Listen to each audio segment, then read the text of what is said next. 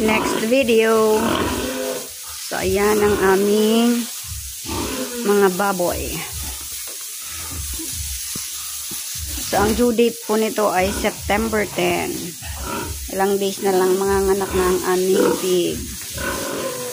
So, ayan ang mga inahin. 1, 2,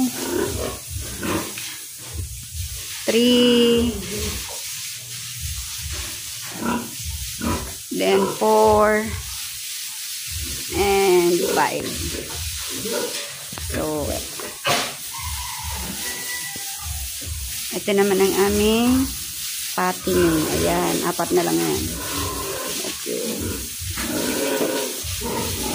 So, hindi pa yan nalilinisan kasi busy pa.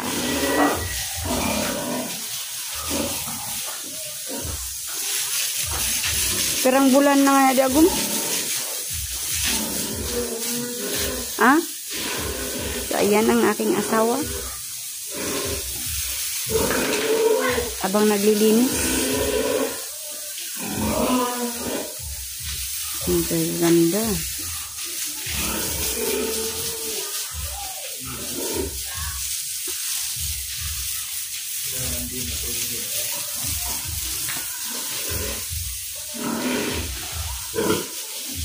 Ito pala ay magkapatid yan. Buntis na yan lahat. Saka ito. So, yung dalawang yon hindi pa yan buntis.